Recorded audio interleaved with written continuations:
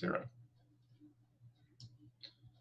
Thank you, everyone. My name is Byron Lowe, and along with John Mills, we're going to walk you through how we're going to respond as leaders, leading through this COVID crisis as leaders.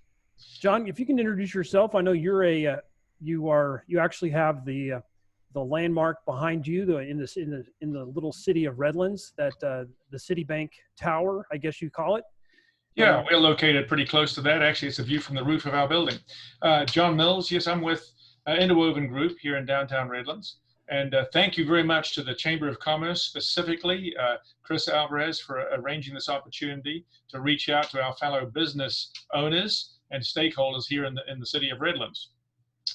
So, yeah, Byron, let's talk about leading through crisis. Let's talk about people first, and results follow. So the idea of why we're here because some difficult decisions have been made, and we are still going to have to make hard decisions. Isn't that right? Yeah, and some of those decisions were made without our consent, obviously. Some of them we were in favor of, but there's been a lot of decisions made in terms of economics and accessibility and how we live our life that's out of our control, and our businesses have been impacted severely as a result of that. So going through this particular webinar series, we're going to be providing people a resource that they can look to help them think through what they're doing currently with their teams and with their businesses, and how they can possibly adapt. Exactly, and there's 3 parts to the whole series: adapting, then the next part would be protecting, and then emerging stronger. And this is a pretty nice PDF guide that leads you through some of the people-centric ways that we can help our team and ourselves to go through that. So within the context of today, we're going to be talking about how businesses can pivot. We can look at performance, and we can also talk about people. Yeah, and we've talked about this being similar to a sports game, and the only difference is it's not a game. This is real life. But you have a trajectory set up, you've got the goal in mind, and you've got everybody behind you in the team. Everybody's there, but now something comes in from the side or above. Whatever it is, we've got to go and pivot, and then we depend upon the performance of our people to be able to respond to that pivot. And in the middle of that, if we're coaching and leading, we've got to lead our people to execute some new priorities, maybe a shift in what we're doing. So the risks are threefold. Well, yeah, so initially, of course, what we're focusing on here is that COVID-19 has affected how we've been living really for the last 5 months, 6 months. And it's been a global shift and a local shift. And then it comes down to how we live within our own offices, with how we operate in our own town. So part of that is we still rely on the leadership strengths that we've had. They got us here, let's use them to get us through this.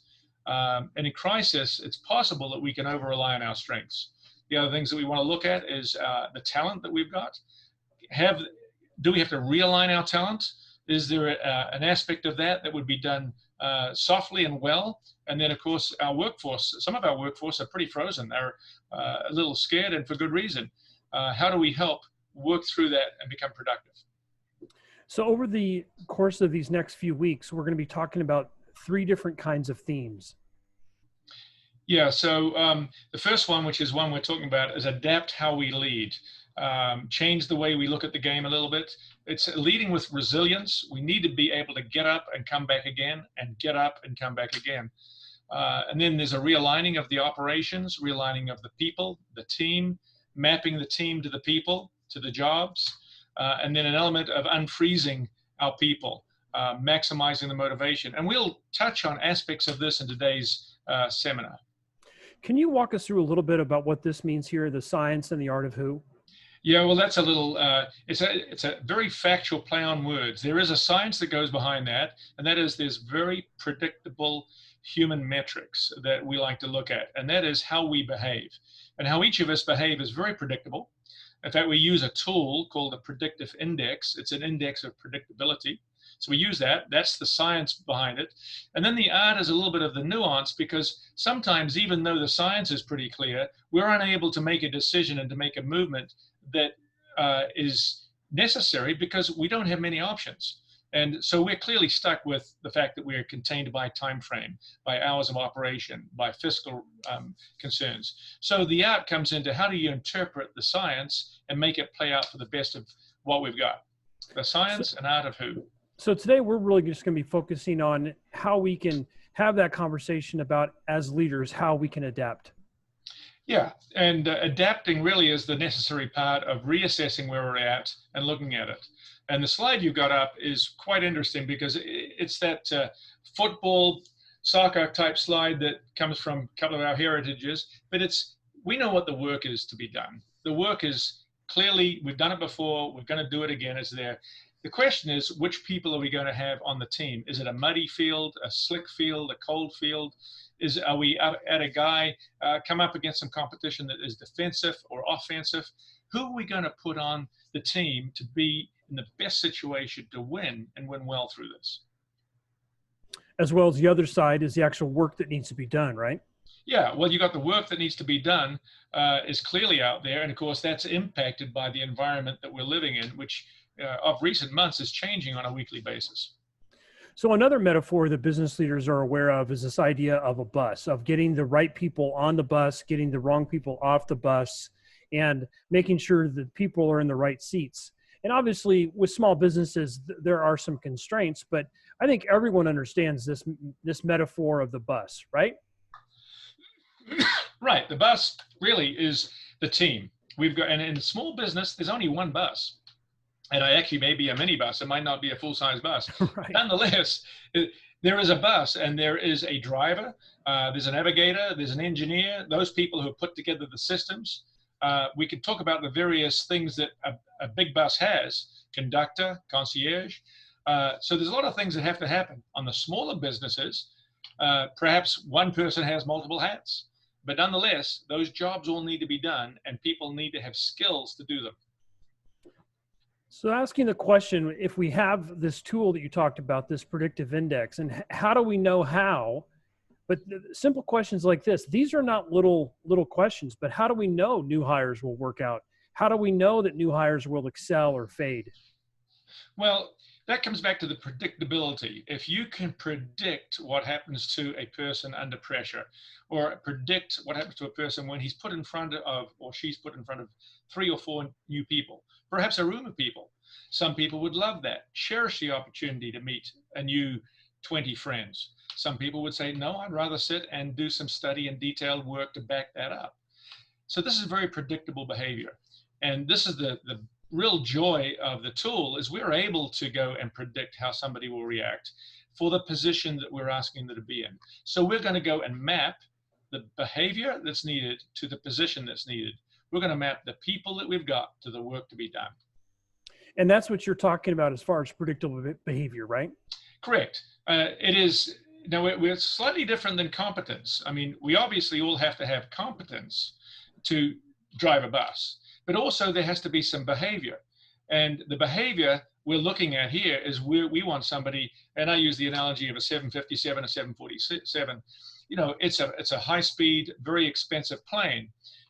You want somebody in there who's going to abide by the rules, know the navigation system, and get from A to B with your family and friends very, very well.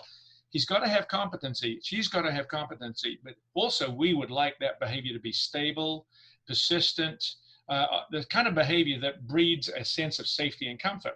Now, conversely, we can look at Maverick and one of his F-series fighters. Now, he's going to go out and take on the world a little bit, and probably the behavior is going to be different. The competency will be the same. Both going to be able to fly the plane. But the behavior of the fighter pilot is going to be a little different than our passenger jet. So really what you're talking about is that there are some givens, like there are givens within competency, there are givens within character, givens within some values that may be a candidate or a pre-employee or someone before they become a part of your team.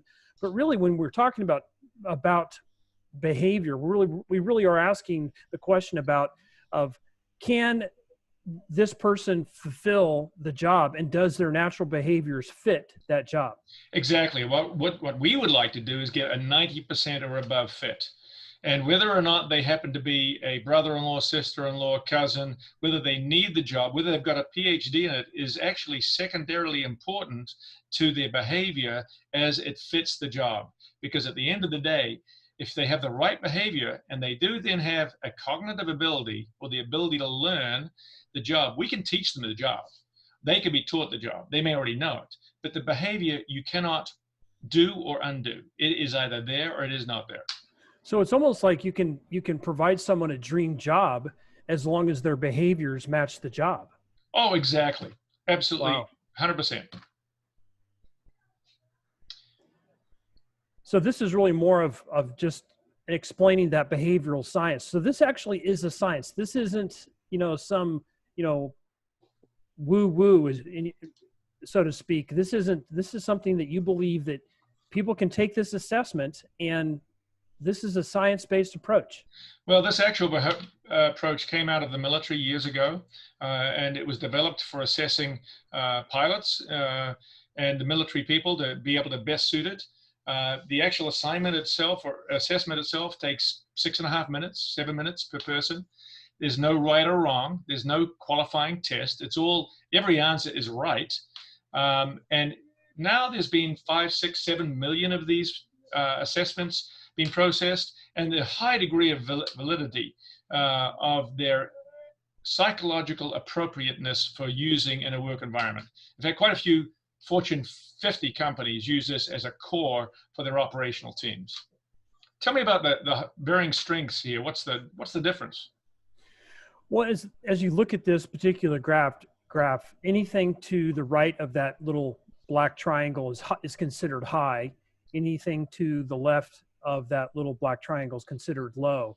So on the slide before, there were 4 areas that this assessment is measuring. It's measuring dominance, which is really someone's drive and their need to exert influence over people or events.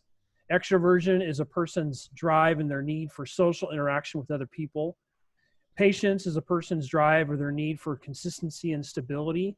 Formality is a person's drive or their need to conform to rules and structures. So if someone has a low need for extroversion, this example here, there's a high need for extroversion. So that person's going to be more socially oriented. But if someone like me, who is more on the lower side, my letter B is to the left of that little black triangle, I'm lower on my extroversion, which means that I'm going to be more introspective. I'm going to need more time to think. So over time, you and I have both been doing this for more than a decade. And so we understand we can actually predict pretty quickly how people are going to react in different situations. Yeah, most people who take this assessment are going to be within the moderately low or moderately high. The example here, and there's also here one on the next slide, will also looks familiar. Yeah, this is actually you, the one on the bottom. Yeah. The further away it is from that little black triangle, the more predictable it is. And this is actually an example of the bus, because the graph above the graph, the one on top, the one that's got the orange rectangles, that's actually a job, isn't it? Yeah, so this is actually, the tool we use actually develops a range of behavior that is acceptable in a job. And then you can rank up 5, 10, 15 people, and it will self-select the best fit of behavior for the job. It's a really powerful tool, because you end up having taking some objective license out of it. Now the tool is going to lead you to say this person is going to long-term like this job, is naturally gifted at it. Now all we've got to do is figure out whether they're capable of it from a competency point of view. Right. Because people come to the job with like a briefcase, and in that briefcase is their skills, their knowledge, their education, their experience. But what we're saying is there's also this idea of a very predictable idea of someone's cognitive ability, which again is not IQ. It's really more about how quickly they can adapt, how quickly they can switch gears, and also this assessment that measures a person's behavior. So really, there are things that are given. But for a small business, and by the way, aren't you going to offer that assessment to everyone that's going to Yeah, be listening to this? actually, everybody who's listening, we got 3 per company that are no charge assessments, and happily give feedback on those. And this is just a method of introducing the concept in person and seeing how valuable it could be. It's really quite fun to do, and it's very interesting to have 3 of the people that you already interact with and you know each other well to go through it. It's a good enlightening experience. So this is a slide where we're actually, this is actually a demo. So this is dummy data. This isn't a, a real set of people. We wouldn't do that because that's confidential. But these are actual examples of people who have profiles, et cetera. And this actually makes up a team. Isn't that right? Yeah, so this is, imagine if you had a job that you needed to have fulfilled. You work out the range of behavior that's needed. You then go and send out some assessments, or if you've got a team, you can look at the assessments you've got. And then these people are ranked within their score of how best fitted they are for that particular job. Now, they may not rank very high on this particular job because they may be wildly suitable for another job that you're doing. And that's quite normal. And then also we have a cognitive assessment that is a sister assessment that you can look at your cognitive ability that would meet that particular job. And what is the graph to the right? So the graph to the right is a depiction of 4 major segments of every team or business operation and the kind of thinking and behavior that is needed. So if you have a look at any of the teams that you're familiar with, there's going to be, on the top left, you've got cultivating, some people who are supportive and transparent. Moving around clockwise, you've got an exploring team, they're visionary, innovative, and risk-oriented. High tech used to be very heavily in that area. And then you've got down on the bottom right, a producing team. This would be your sales, your generation team, manufacturing teams, driving, competitive, demanding. You need people. If you've got a product, you need people to be producing. And then we come across on the bottom left to a stabilizing team. This is where you've got a more mature product, and now you want to go and really get it well organized. You want to coordinate it. You want to get your efficiency up and high. You want to get your rejects down. You want to be very, very good because you really want to fine tune that machine. So depending upon the people that take the assessment as they're applying for different jobs, and have you heard, because I've heard this, I'm wondering if you've heard this, have you heard that once, all these folks get off unemployment, that there could be as many as 1,000 candidates for every single job opening that a company has? Well, I think that's right. Right now, there's a couple of reasons why people aren't applying for jobs, but that is temporary. And at some point, there will be many people at a lot of the lower and middle level jobs. The higher level jobs, I don't think have changed a great deal, but that just means you've got to be more selective and more accurate in how you select people. Yeah, I would say that there's a great deal of competition coming up to pick the right person. So depending upon if your business has a need, kind of walk us through the cultivating need. Because this describes not only, again, it's the person who has a seat on the bus. If it matches, and if they're a cultivating person, which means they're teamwork and employee oriented, then that's a match. And some businesses today might need that, right? Right. We're talking about somebody who's very collaborative, enjoys working in a collaborative environment, working with other people, values the company. They have a team approach to overcome whatever's going on. Very supportive, transparent, empathetic people, tight cooperation. And so this is a good group of people for making sure that as things are being rolled out, it's going to be done routinely, on time. Very good people to have on your team. Not going to break new ground, not going to necessarily bring in the new sales numbers or the new product. But with what you've got, they're going to be very good at cultivating and making sure it's taken care of. So what are these things down here, these examples of reference profiles? What does that mean? So we referenced earlier on that we use this tool, and it's a very predictable tool. In fact, it's called Predictive Index. It ranks and indexes the behavior in an individual. So it's called PI, Predictive Index. And they have chosen 17 profiles of people that are the core of how we operate in the world, the core behaviors. And they put names to them, and the names are pretty accurate. For example, in the cultivating team, we've got a collaborator and we've got a promoter. These are nice people to be around. they're really great. And so you need them on your team if you're wanting to go and do this supportive, transparent, empathetic, growing the business. These are great people to have. So down here, what I just want to kind of mark this down here for people to pay attention to. So if you're a business owner and you have any of these 5 needs, if you want to or need to increase team cohesion, if you believe that you need to foster an increased level of teamwork, or you need to develop your employees, or you need to empower your employees, or you need to increase your employee loyalty, obviously all those are important. But the reality is that in business today, we have to make priorities, right? Yeah, and as a leader, I might think that this is important, and I might say, hey, go get it done. We need this. But I might not have the personality or the behavior to actually sit through and go through the detail and the actual encouragement of doing this. We need other people who can do that job and love to do it. So quite often the leaders we're talking to right now, they may see that need, they just might choose not to have to do it themselves because they want to be on the front line, bringing in the new whatever it is and growing the business. Which brings us to exploring, isn't that exactly what these folks do? Yeah, so that's my favorite group because I'm right in the middle of this. And I think a lot of business leaders are here. They're here because they do think boldly. They are able to push themselves out a little bit. They like some change and risk taking. They are problem solvers. In fact, quite often, how their business came to be is they saw a problem, they had a solution, and the solution grew into a business. And a lot of companies have seen growth that way. They're also able to make decisions fast and decisively. I would say that probably one of the differences in the exploring area is explorers are okay to make decisions, understanding that some of them may not be as good as they like, but they're going to continue on and they'll make another decision that will make it right.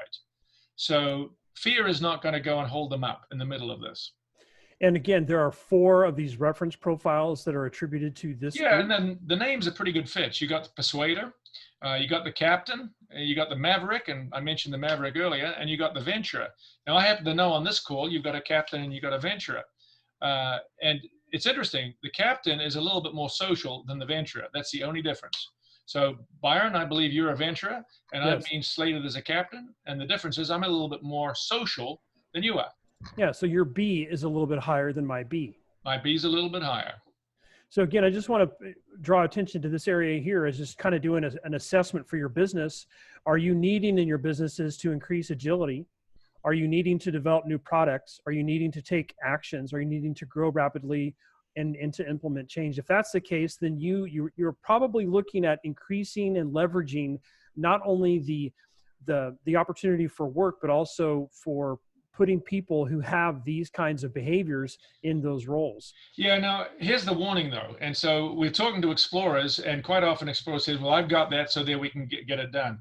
Well, I don't know whether your history is any good, but you look at any of the major military initiatives over time, and quite often what actually stopped these guys was the supply chain, the logistics, the backup support. And so the idea was great, the penetration was great, the tactics and the strategy was great. What did they lack? They lacked cultivating, and they lacked the producing of the back end product that comes in around it. And so we've got to be careful as leaders to go out there without having the rest of the team filled out. So let's talk about the producing team, and then we have one more. We have the stabilizing team, but let's look at the producing team really quickly. Now you're a little bit more of a producer than I am, I believe, and so part of that is thriving on healthy competition. Realistic objectives and goals, execution on time, solving problems, and making decisions with results in mind. These are the guys that once you're given the task to do and you set the sales objective or the manufacturing objective or the quality objective, they get up thinking and dreaming about ways to do that better. These are great people to have on your team. Once you've established your beachhead, you need these guys to come in and get it done. These aren't the greatest people with people. Well, let's put it this way. The results are important. And so it's not that they don't like people. It's just the results are sometimes more important than the people. Yeah, sometimes these people can come across as a little controlling. Every single one of these has areas of caution, every single one. It's just that with the producing folks, they can come across as a little gruff. I mean, I'm not trying to be hard on them, because I actually very much relate to them, because the thing I think that separates these folks out from everyone else is they're just incredibly competitive. So again, we've got these four examples. Right, and again, these names are actually pretty accurate. You could think of them: the controller, the analyzer, the strategist, and the scholar. Now, it's interesting because the scholar's in the middle of this, and you might not think the scholar was going to be a good fit for producing. However, every good company has got a couple of scholars in the background doing due diligence and referencing and coming up with the game plays and the strategies, and that is phenomenal gift. So again, just to kind of highlight this area like we have the other two, the results and discipline, which is about maximizing profitability. You ask yourself, you need to deliver results. You need to improve your competitive position. You need to increase your market share. You need to increase your speed. And if those are things that you would tick those boxes, then you're looking at adding to your team as producing, or maybe even having a producing initiative for your team in this next quarter. So what would it be like, Byron, if we could evaluate, say if you've got a team of 10 people and all of a sudden we come out, we've got people in every aspect, except we don't have people in producing, but our biggest problem is producing. See? Yeah, then what ends up happening is that we need to look at this. And this is the slide to kind of look at with that. There are these people in the middle, they're called flexors, right? Right. As well as, so we can't go across, but if you need producing, then you probably draw from your exploring or explorers or your stabilizers. And we still need to go back and kind of let people know what the stabilizers are, but the stabilizers can absolutely help produce, but so can these folks here, the adapter, altruist, and individuals. Why don't you talk about those really quickly? So these are the three types of individuals that don't show exceptionally strong traits in these other areas. And the reason they don't show exceptionally strong traits is because they're actually well suited to move between them. In fact, I've got a very close friend who is an adapter, and she is an amazing individual at moving from one area to another area with a great deal of clarity. Likes to stay in one area and be focused and work that through, but is quite happy of changing that position after 6 months and moving into another area. Really beneficial. It's a Swiss Army knife of the behavioral set. We're going to go back to stabilizers in a second, but kind of walk us through this, because this is really descriptive of the purple actually is the job that needs to be done, and the lighter blue are actually people, right? So this is actually a real team. This is a real team of people, and if you have a look at the top right, there's a list of names that everything's off that list except for the initial. And they're their traits in each of the areas. And it's a little confusing to look at this trait set, and you don't see much. This would be the same thing as if you had, in this case, 7 people, and you lined them up in a room and you talked and you say, well, I don't know who's really good at what. Well, that's kind of what this is. But we can break this down and list it by trait and look where they're positioned in the team. And we realize after a very short period of time, these are the cultivating traits. Now, there are 3 individuals that I would consider to have some degree of power in the cultivation trait. Now, bear in mind that if you go over to the cultivation quadrant, we actually don't need that much cultivation at this point in the business. So we've actually got more power in that area than we need. So if we flip across to the next one, and we're looking at the exploring team, we've actually got quite an amount of power in the top 3, and we've got quite a bit of work that needs to be done. But we don't have enough, because there's more work that needs to be done than we actually have power. So we've got a little bit of a misfit there. So to your point earlier, couldn't we borrow from the cultivators over to the explorers? Yes, we would have to explain to them that we are asking them to move outside of their standard behavioral style for a period of time, because we really need some help in exploring new avenues, innovative ways, different ways of doing it. It's not full-time, but we've got a period of time where we need to establish maybe a beachhead in this area and learn how to do it. I'll give you an example of this. In the last 90 days, it's been cited that the business online has jumped forward 10 years. There's been a phenomenal uptick in the number of companies who were thinking about online staging and online selling, who weren't doing it in January, and now are doing it full-fledged. And at the same time, you've got the big guys, Amazon and Walmart, who are, fighting for the lion's share. And I say Walmart because Walmart is coming up pretty close behind. So what we can do is borrow people from the cultivating and move them into the exploring. We can also borrow people from producing. And if you have a look at the producing set, we've actually got quite a few people in producing. We could borrow a few of them to say, look, here's our objectives. Can you bring some input? How do we go about doing this? So what you're saying is we can, in order to facilitate an increase of our head count in the exploring side, we can borrow from cultivating. We can also borrow from producing. Why can't we borrow from stabilizing? Well, it's a bit of a major shift for them behaviorally to leap across that divide. It is possible, but the flip side of that is their natural behavior is going to be kind of counterproductive. They will naturally want to slow things down. They will want to not bring in change. The explorers, on the other hand, saying, hey, just because we did it yesterday doesn't mean to say we did it today. We're going to do it tomorrow. So they're actually a little bit of counterpoint.